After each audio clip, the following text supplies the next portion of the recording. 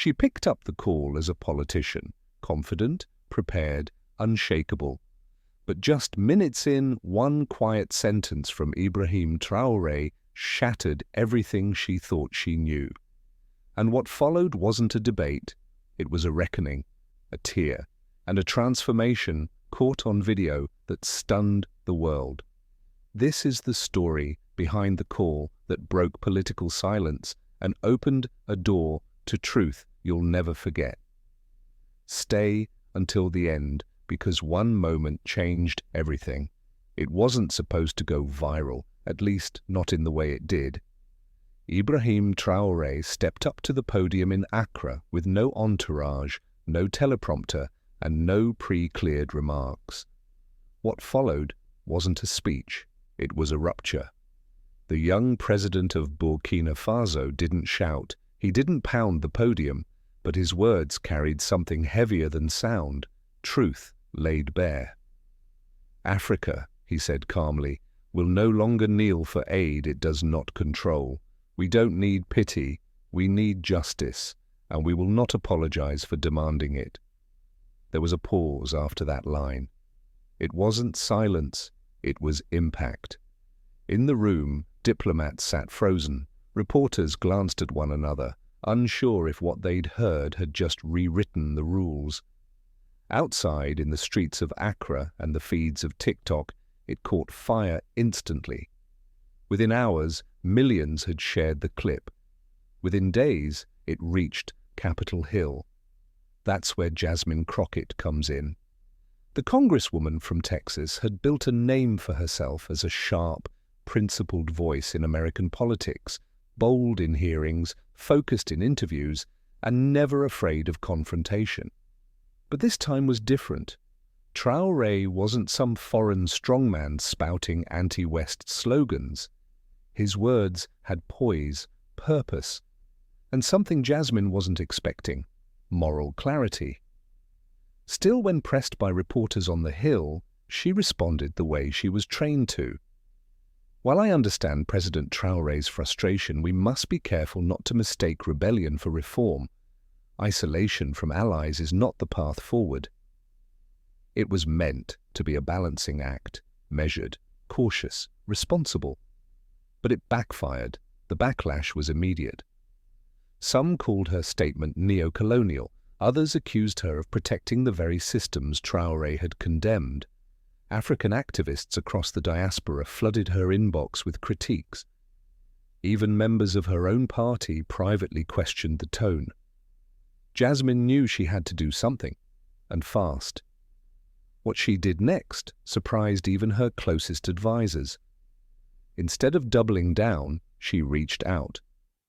Not to his spokesperson, not to his diplomats, to him, directly.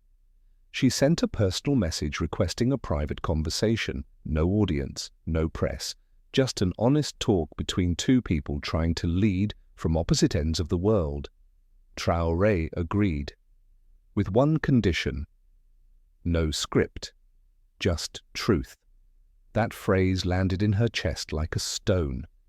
As her team prepared for the call, they treated it like any other briefing: background files on Burkina Faso, translations of Traoré's previous speeches, economic figures, foreign policy timelines. But none of it could have prepared her for what would actually happen. What began as a simple call would go on to shake not only her political foundation, but her emotional core.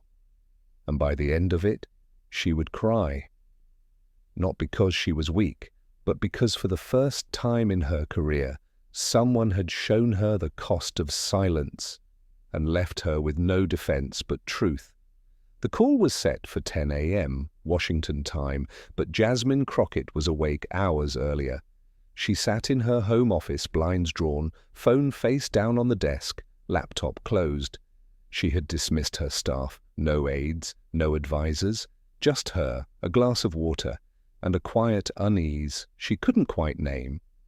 The screen blinked once, then twice. The call connected.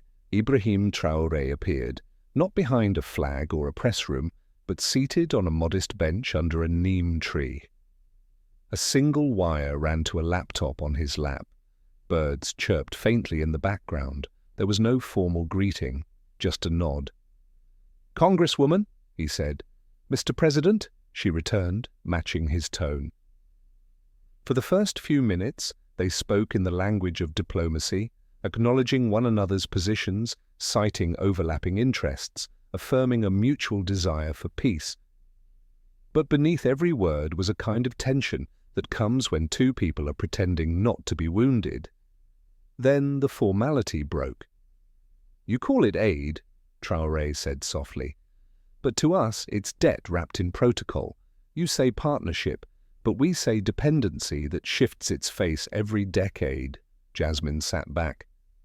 "We do offer assistance, and yes, we attach conditions, sometimes painful ones, but we do so to ensure it reaches the people." "Which people?" he asked gently. "The ones at your conferences, or the ones under tarps waiting for food that never arrives." His voice didn't rise. That was the most disarming part. There was no performance, no insult, just a man too tired to pretend anymore. She shifted, unsettled. "It's not as simple as you make it sound." "I never said it was simple," he said, "but I've buried children because of your complexity." The line went quiet. Traoré didn't rush to fill the space. He let the silence do its work. Jasmine stared at her screen. She wanted to argue. She wanted to say he was wrong, that they were trying, that bureaucracy was slow but necessary. But all her words felt like paper against the weight of what he'd just said. "We want to help," she finally whispered. "We always have." Traoré nodded slowly. "Then help us stand. Don't make us kneel for it." He looked off screen, then back. "You say we're important. You fund democracy programs, but when our elections don't go the way you want, your embassies go silent. You cancel visas, you freeze accounts, you don't punish corruption, you punish independence." That line hung like fog between them. Jasmine opened her mouth to respond, but nothing came. Her fingers tightened around the edge of her desk. He finished with a final note, not a provocation, but a quiet plea. "I'm not asking for sympathy. I'm asking you to understand the price we pay for your good intentions." The call ended not with a goodbye, but a long silence. Neither knew what to say that wouldn't betray what had just been felt. What neither of them knew then was that a junior staffer, seated just outside Jasmine's office, had captured a short clip of the end. No malice. No breach. Just instinct.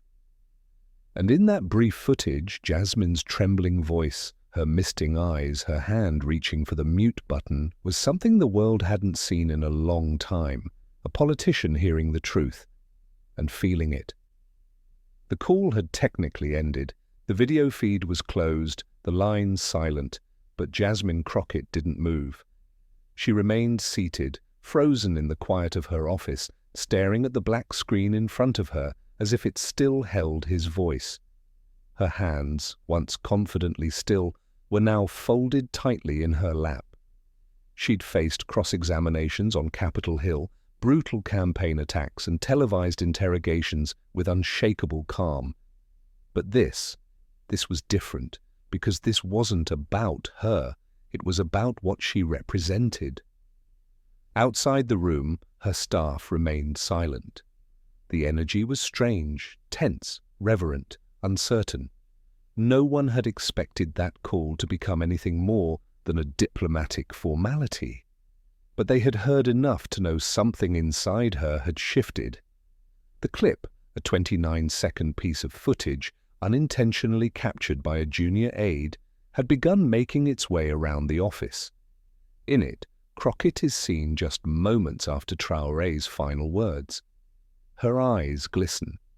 She stares ahead, blinks slowly, removes her glasses, and presses her fingers to her forehead. Her voice, when it finally comes, is almost inaudible. "I didn't know it was this bad." That was the moment. The breakdown wasn't dramatic. It wasn't loud. It was a human unraveling, unfiltered and pure. And then came the line from Traoré that echoed long after the call ended. "You weren't supposed to." That one sentence did what hours of policy debate never could. It pierced through every layer of privilege, protection, and projection she had built over years in office. It made her feel seen in a way that wasn't comforting but convicting. She stood slowly, walked to the window and stared out at the Capitol dome, once a symbol of service and pride, now briefly clouded by something more difficult to reconcile: complicity. Not in violence, perhaps, but in the insulation that allows it to continue unchallenged. That night, the clip leaked. No headline could have prepared the public for what they saw. A powerful congresswoman, known for her strength, caught in a quiet, emotional moment. No shouting, no theatrics, just tears, just silence, just truth. Some online were cruel. Weak, they said, unprepared. But others saw something else, something rare. They saw transformation. Social media exploded. On one side, Pan-African activists hailed Traoré's words as revolutionary. On the other, American youth flooded comment sections with messages like, "She listened, and that's what we need more of." Talk shows debated her future. Was this political suicide? Or was it the beginning of a new kind of leadership, one rooted not in performance, but in presence?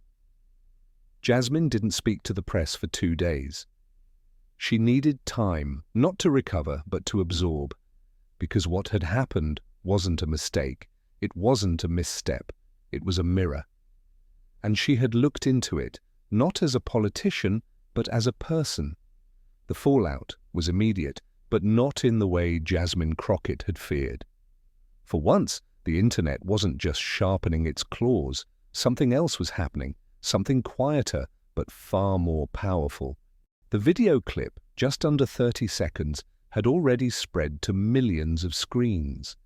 News anchors looped it in split screen with Ibrahim Traoré's final remarks. Pundits debated whether Crockett had cracked under pressure or courageously let herself feel. But outside the studios and headlines, the people watching weren't looking for strength or weakness. They were looking for something real, and they found it. On college campuses across the US, students gathered in dorm lounges and community centers to talk, not about politics, but about power. Young activists said they had never seen someone in elected office be that vulnerable, that visibly shaken by truth. Some called her Tia a political liability. Others called it a generational shift. In Johannesburg, murals began to appear, portraits of Traoré with the phrase "No more silence" painted across war-scarred concrete walls. In Atlanta, a local activist group hosted a community vigil, not in protest, but in reflection. The theme, "Listening is Leadership." For Jasmine, the noise outside was loud, but inside she was still sitting with the silence left behind by the call. She hadn't planned on saying anything publicly, not yet. But when a student from Howard University tagged her in a post that read, she didn't flinch, she felt. And that makes her more of a leader than most. She knew it was time. She didn't call a press conference. She didn't write a tweet. Instead, she gave a quiet interview to a small, independent news outlet based in Baltimore. Her voice was calm, her pace slower than usual. "What you saw wasn't about politics," she said. "It was about how long we've been trained to defend systems that we haven't questioned deeply enough. Systems we inherited, assumed, were necessary, even when they weren't working for the people we claimed to serve." She paused, then continued, "That call didn't break me. It opened me. I didn't cry because I was ashamed. I cried because I saw what I hadn't allowed myself to see before." The interviewer asked her what that was. "That maybe we've been mistaking control for progress," she said. "And maybe listening, really listening, isn't a step back from power. It's what power should look like." Back in Burkina Faso, Traoré made no statement about the clip. He didn't post, he didn't speak to press. Instead, he continued holding town hall-style meetings in rural communities. When asked about the call, he reportedly told a young schoolteacher, "She felt it. That's more than most." And that was enough. The revelation wasn't that Jasmine had cried, it was that she had been changed, and she wasn't hiding from it. That kind of honesty wasn't weakness, it was strength that didn't require armor. The world was listening. And this time, it wasn't waiting for the next headline. It was waiting for what came next, from both of them. A month passed, but the conversation hadn't faded. It had deepened. The moment Jasmine Crockett removed her glasses, lowered her voice, and let a single tear fall had become more than a viral clip. It had become a symbol. Of what? That depended on who you asked. To some, it was the vulnerability of a leader brave enough to feel in public.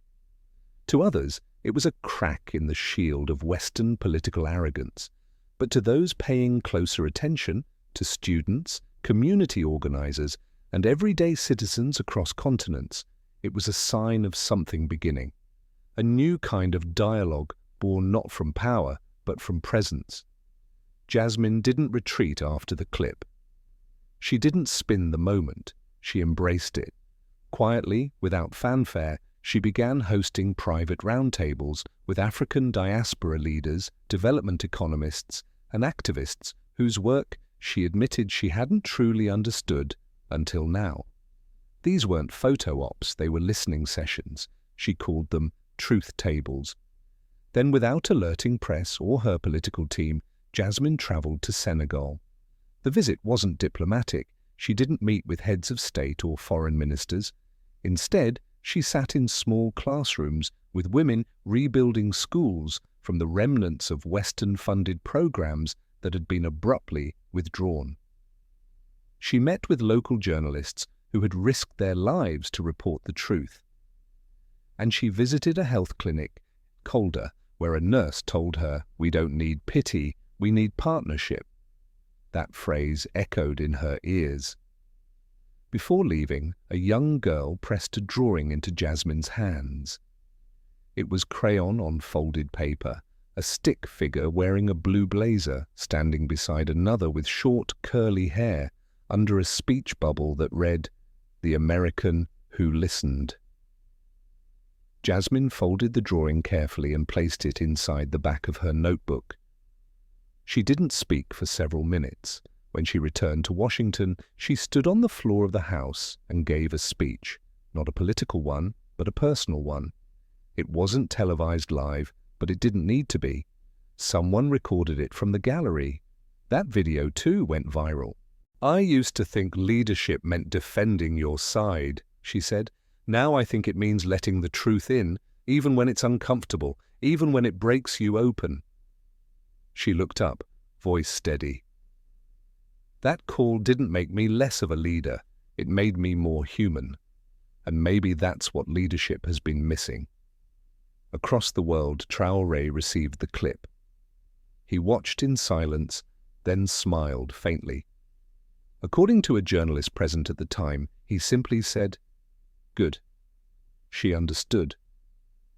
And just like that, the arc of one conversation had reached its quiet conclusion, not with a handshake or a treaty, but with two people on opposite sides of history choosing to listen rather than lecture. That tear taught the world that the first step to justice isn't always action. Sometimes it's understanding, sometimes it's letting yourself be changed, and sometimes that's all it takes to begin again. Jasmine Crockett's journey began with a single speech and ended with a single tear. What seemed at first like another round of political back and forth between Washington and West Africa became something far more personal, far more human. It became a lesson in truth, in humility, and in the power of letting go of control long enough to hear what the world has been trying to say. When Ibrahim Traoré took the global stage with his unfiltered, unflinching critique of Western influence in Africa, He didn't expect to be understood, he expected resistance. And Jasmine, like many in her position, initially responded with measured caution. But beneath her professionalism was someone willing, maybe even eager, to understand more deeply. That decision to speak directly with Traoré, rather than deflect or defend, opened a door neither of them could close. Their call wasn't rehearsed. There were no talking points, just truth. What unfolded wasn't a debate, it was a mirror, a reckoning. And in that quiet, emotionally charged space, Jasmine heard something most people in power rarely do, the lived consequences of global systems spoken by someone who bore their weight daily. She didn't argue, she listened, and eventually she cried. But that tear wasn't a weakness, it was a turning point. What followed was more powerful than any press release. Jasmine began asking harder questions of herself, of her colleagues, and of the country she represents. She didn't perform for the cameras, she didn't retreat into silence. She opened herself to the messy, necessary work of transformation. And Traoré, he didn't claim victory, he didn't gloat.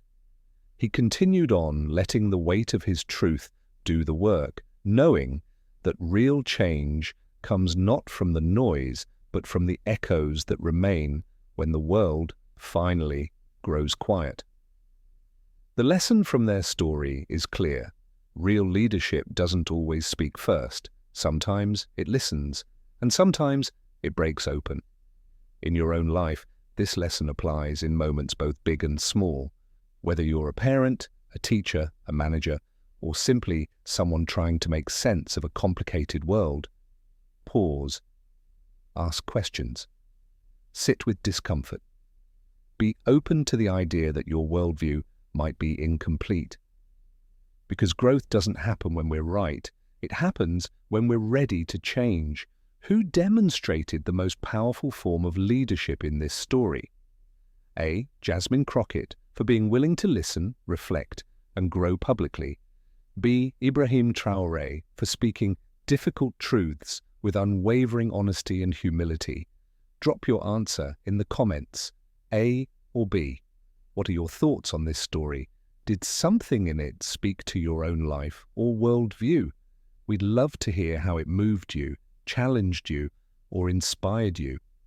Please share your thoughts below so others can learn from your perspective too. And if this story touched you, helped you see leadership in a new light, or made you pause to think, please subscribe to our channel. Your support helps us continue creating stories that matter, stories that make us all just a little more human. Thank you for watching. Thank you for listening. Keep the conversation alive.